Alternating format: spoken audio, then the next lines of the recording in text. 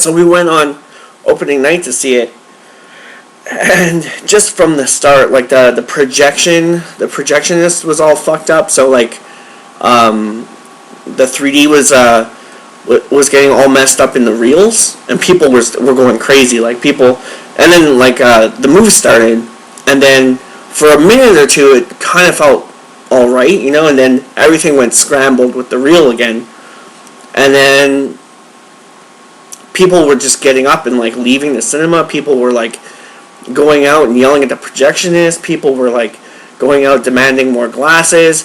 So for the first 15 minutes of the movie, we kind of couldn't really see what was going on.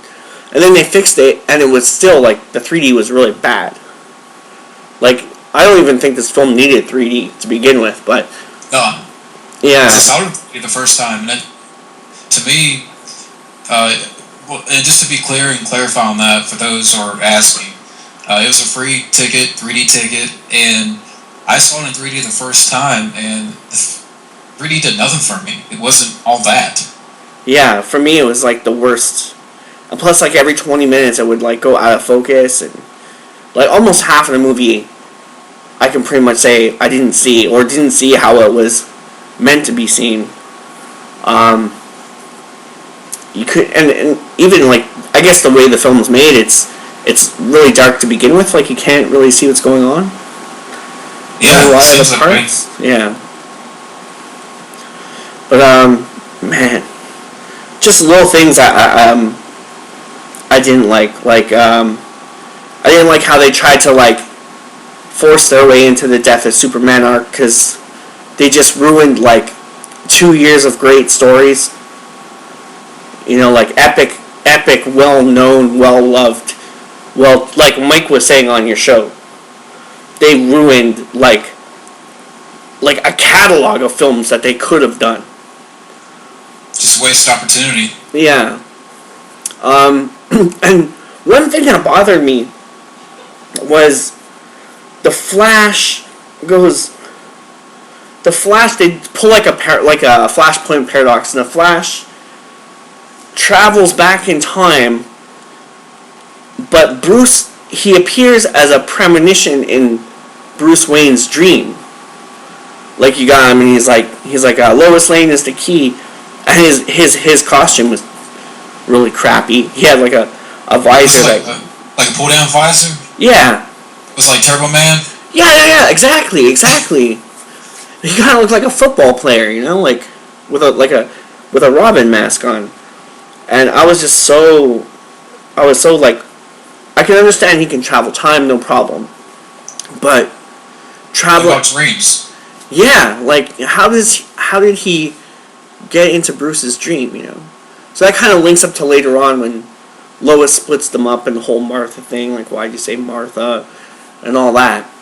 But it was confusing. It was really confusing. Like they didn't talk about what happened with Robin. You got his suit there. It's either the Robin suit or the Nightwing suit, but he's not there. They didn't explain what happened to him. Man, or they didn't even bring the whole Joker. Like they had that one Joker joke, but they didn't really discuss anything about, you know, Batman's past, other than stuff that we already knew. But if you're going to set up a whole new DC universe, you should at least point to some things that happened between then and now that we don't know, you know? Yeah, it's like they scratch the surface. They don't go into it. Exactly. It's almost like, it was like watching a movie from the outside. It just felt like there was, like, if you're going to make a 3-hour movie or a 2.5-hour movie, and you're going to have, like, the first almost 2 hours just character development, at least make the character development interesting. Like, Batman, I didn't have a problem with him, but I just felt like they could have done more with him. Yeah. You know, there wasn't... Like, yeah. And I feel bad for Ben Affleck, too, because he's probably the only good thing about the movie. Mm-hmm. And his story was more interesting. But it's like his character is just so caught up in this disjointed clusterfuck script, and the cramming of Justice League, like we're trying to stuff a turkey here. Yeah. Yeah, the editing was horrible. And I really, really, really wanted to like this movie. Like, I really, really, really wanted to like it.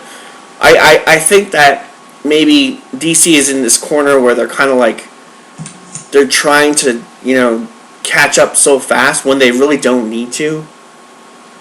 Like, if they would have stuck to a different DC movie every year instead of making us wait almost 3 years for this one, and then we get this one and it still doesn't go beyond the last one. And also too, like, here's what I don't get is that fans say, well, what's the difference between the Avengers and this movie?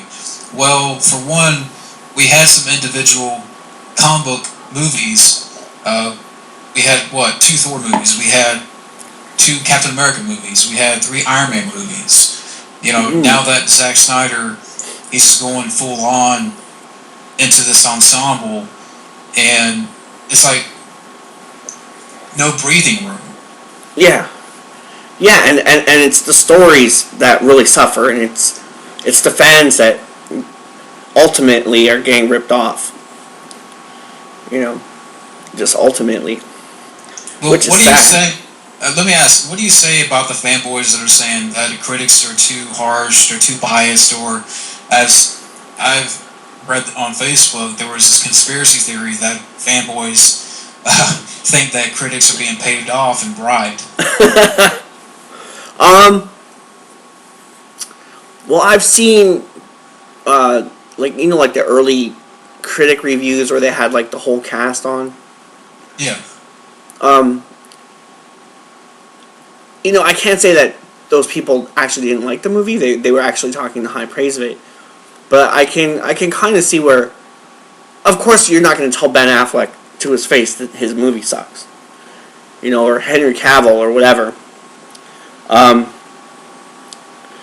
it was just, it's weird, like I would say to the fanboys, like, maybe people are getting paid off, maybe people aren't, but everyone is going to see the movie differently. Even if they like it or they don't like it, there's always those little degrees of what they liked about it, what they didn't like about it. At the end of the day, I think fanboys have to understand that everyone's going to take the movie in a different light. Yeah. And they just get so pissed off about it. Like, it's coming to a point now where, like, with RAMBOMANIA, I also wanted to do, like, when a new movie comes out that I like, I want to be able to review it, too, on the side. And the fanboys are so crazy that, I get all pumped up and ready to do a review, and then they shit on everybody else's review to the point where I don't even want to do my review anymore. Well, if you look at it too, a lot of these fanboys, it's a lot of, they blindly support a movie just because they're fans. Yeah. And if it's something that they have no desire to see and want to hate, and they rejoice at bad reviews. But if it's directed at, let's say, The Dark Knight, Man of Steel, this movie, it's death threats. It's the critics are biased. It's this, it's that. Yeah. But there is parts about this movie I really loved.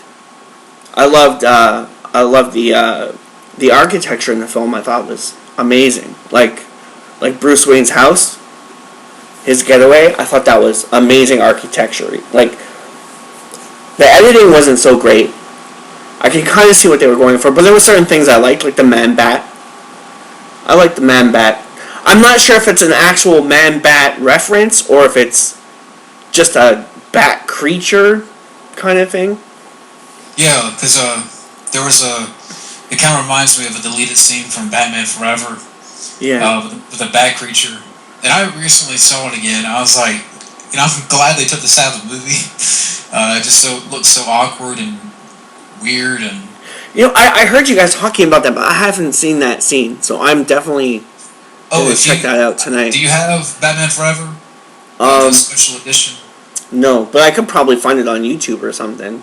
Okay, there's a deleted scene where Val Kilmer's Bruce Wayne's in the Batcave, and this bat creature comes up. He's flapping his wings, and it comes up real close, and it's a big like effect. Okay. Like a bat creature. It's okay. It's practical, but it just looks so bad and awkward. Oh no. That's probably why it got cut out. Yeah, but like I don't know if that was a reference to Man Bat, because they do a lot of little references that you don't really notice. Like I really had to think about it a couple of times before I could say, oh wait, is that a reference to this or that? Like Flash, it took me a couple of days before I was like, wait a second, that must have been Flash because of the Flashpoint paradox and all that. And then a friend of mine was like, yeah, that's the Flash. That's the Flash. But like the Man Bat, I like that. I like that little Dark Side reference where they have like the Omega symbol and all those things attacking Batman. I'm not sure what those things were, but those Mantis things. So it is a Dark Side reference. Yeah, and at the end they did that too. If I was Batman, I still would have branded his ass at the end. But, so what do you think about Aquaman, aka Roman Reigns? I like that 2 seconds of his eyes, the eye shine. It reminds me of Neverending Story, you know, the eye shine of the Mork. But that always petrified me as a kid. But yeah, like I don't like that little turbo boost thing he does under the water, like that, and he takes off. I didn't like that. I thought it was. If they were gonna give us some cameos, they should have gave us some fucking cameos. Like they've been hyping the cameos for so long for this movie, even putting pictures out of like Jason Momoa, you know, with the posters and all that, and they didn't give us anything. Like nothing. Yeah. The one part I really did like, I like the Cyborg, like when Cyborg's getting put together. I like that part. Yeah, I don't know much about the Cyborg character. It was cool to see Joe Morton. Yeah, it was funny because you guys mentioned the Terminator reference, and that's exactly how I felt when I was watching it. Like it's probably why they casted him too. Yeah, but that was a cool little minute scene. Yeah, it's just. You know, this is the type of movie that. Let me ask, because I know Mike asked me the same question. Did this film remind you of Spider-Man 3? Yep. When I walked out, that was the first thing I said to my friend Mike Cornell. I said, "Isn't it a shame that they went all Venom with Doomsday? They shouldn't have even had Doomsday in this movie. You know what they should have done? Lex Luthor should have went in the ship, and instead of doing the whole thing with Zod, they should have had a Brainiac reference. And Brainiac should have been like the villain. I think, in my opinion, Brainiac should have been in this movie because Doomsday's too. It feels like they're going in reverse rather than going forward. You know, yeah. It's like they're going backwards, and they're trying to mirror it. It's pretty much like Zack Snyder's just trying to make his own DC universe, you know? His own laws, his own arcs. Because honestly, I couldn't, apart from the few things that they stole from the comics, there was no arc connection. Like, they didn't even do the Batman saying, "Oh, I beat you," you know? That whole speech, they didn't even have that. And that was what they based all their PR on when they revealed that they were doing this movie in the first place.